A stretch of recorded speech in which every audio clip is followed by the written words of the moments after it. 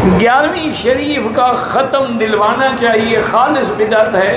کھانا بھی حرام ہے، کھلانا بھی حرام ہے۔ یہ کہاں سے نکالی آپ نے 11ویں شریف؟ قرآن میں ہے، حدیث میں ہے، صحابہ نے ہے۔ کب پیدا ہوا امام عبد القادر جیلانی؟ تو نئی شریعت بنے گی؟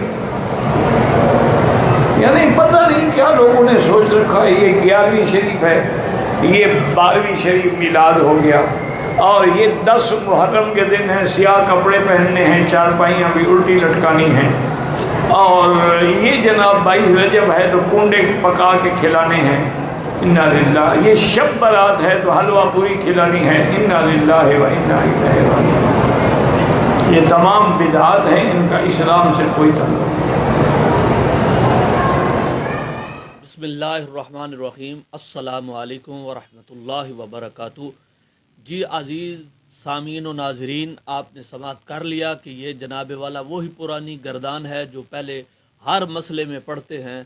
شرک ہے، بدعت ہے، اور اس میں تو انتہا درجے کی جہالت موصوف نے اپنائی ہے کہ موصوف نے جناب فوراً ہی 11ویں شریف پر جو ہے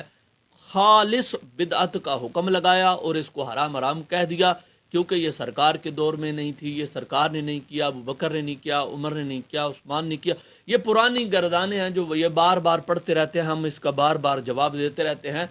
لیکن ہمارا پھر بار بار ان کے اوپر وہی سوال ہے کہ جس بنیاد پر ہمیں یہ ہمارے اس عمل کو بدعت کہتے ہیں، ناجائز کہتے ہیں، خالص بدعت کہتے ہیں، حرام کہتے ہیں، ہمارا یہ پھر ان سے سوال ہے کہ جو ان کے اکابرین نے لکھا ہے، جو ان کے پیر و مرشد نے لکھا ہے، بالآخر یہ ان پر فتویٰ کیوں نہیں دیتے، اس کا جواب کیوں نہیں دیتے؟ تو اب میں جناب والا ان کے سامنے وہ عبارتیں رکھوں گا تو آپ سنیں گے تو حیران ہو جائیں گے کہ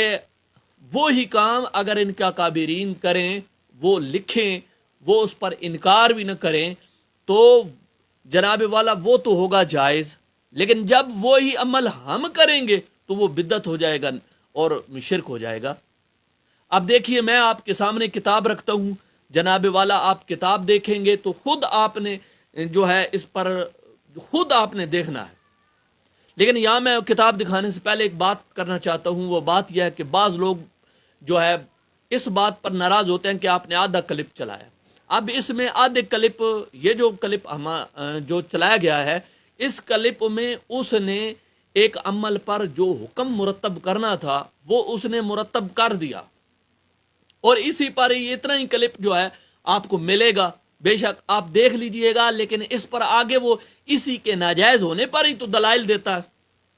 تو لہٰذا یہ بات ہی پوری ہے۔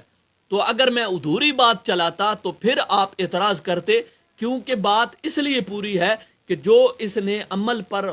حکم مرتب کرنا تھا وہ اس نے مرتب کر دیا، یعنی 11ویں ایک عمل ہے اور اس پر جو حکم اس نے مرتب کیا ہے وہ خالص بدعت والا کر دیا ہے، تو لہٰذا بات پوری ہے۔ تو ہم نے اتنا چلا کے آپ لوگوں کو باور کرا دیا کہ یہ اس کو خالص بدعت مانتے ہیں، اور ہم نے ان کے گھر سے ان کو دکھلانا ہے۔ دیکھیے جناب والا کلیات امدادیہ، امداد اللہ مہاجر مکی، وہ جناب والا کتاب میں لکھتے ہیں کہ صفحہ نمبر 82 پہ یہ عبارت موجود ہے،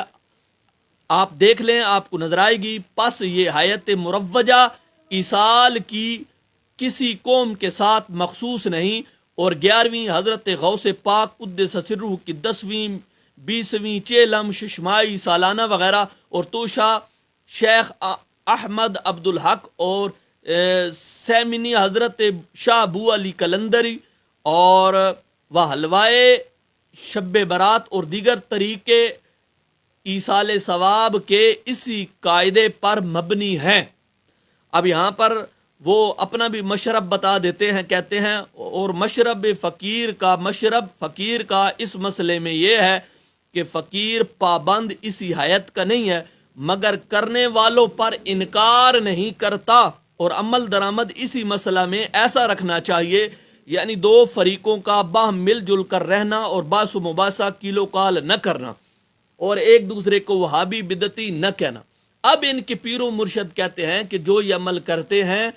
تو ہم اس پر انکار نہیں کرتے، لیکن میں خود جو ہے اس کا پابند نہیں ہوں، لیکن اگر کوئی کرتا ہے تو اس پر انکار بھی کوئی نہیں، تو انہوں نے یہ ساری چیزیں جو اوپر گنوائی ہیں یہ تو 11ویں شریف پر حکم لگا رہے تھے، تو ان کے تو پیر صاحب نے 10واں 20واں چیلم ششمائی یہ سب جائز قرار دی ہے۔ اب خود آپ اندازہ لگا لیں کہ یہ کس درجے کی ان لوگوں کی ہٹ درمی ہے، ضد ہے ان کی، یہ جناب والا ضد میں آ کر نہ جانے کیا کیا کرتے رہتے ہیں۔ اور پھر میں اگلی آپ کو ایک کتاب دکھاتا ہوں۔ مزے کی بات یہ ہے کہ یہ مرید ہے اور جناب والا کلیات امدادیہ والے امداد اللہ مہاجر مکی ان کے پیر ہیں۔ اب مرید کیا کہتا ہے اس کے بارے میں وہ سنیں، اور پیر کیا کہتا ہے، دونوں کی باتیں بڑی عجیب ہیں، آپ کو خوب ہنسی بھی آئے گی۔ آپ دیکھیے کتاب العلم ہے، میرے پاس فتاوی رشیدیہ ہے، اور صفحہ نمبر 171 پر جناب جواب دیتے ہیں، ایصال ثواب کی نیت سے 11ویں کو توشہ کرنا درست ہے، مگر تعین یوم و تعین طعام کی بدعت اس کے ساتھ ہوتی ہے، اگرچہ فاعل اس تعین کو ضروری نہیں جانتا مگر دیگر عوام کو موجب ضلالت کا ہوتا ہے، لہذا تبدیل یوم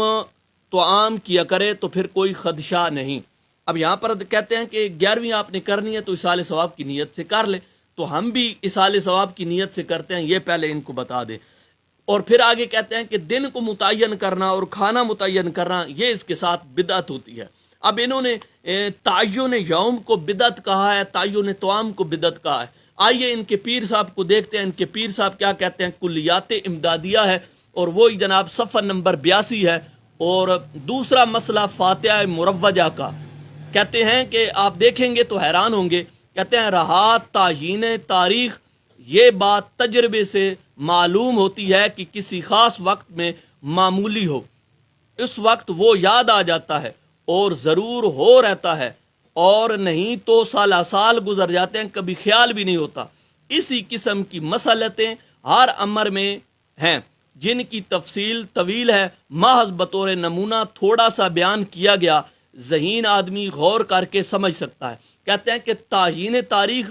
جو کرتے ہیں یہ بات تجربے سے ثابت ہے کہ جب تعیین تاریخ ہوتی ہے تو ایک عمل جو ہے جب وہ تاریخ آتی ہے تو یاد آ جاتا ہے، وگرنہ سالہ سال گزر جاتے ہیں تو وہ یاد ہی نہیں آتا۔ تو وہ اس کی حکمتیں، مصلحتیں، فائدے ان کے پیر صاحب بتلا رہے ہیں، اور اسی تعیین یوم کو جناب والا مرید جو ہے وہ اس کو شرک اور بدعت کہہ رہا ہے۔ کیسی عجیب بات ہے کہ یہ آپس میں ہی ایک دوسرے کے بالکل مخالف ہیں، پیر مرید کے، مرید پیر کے۔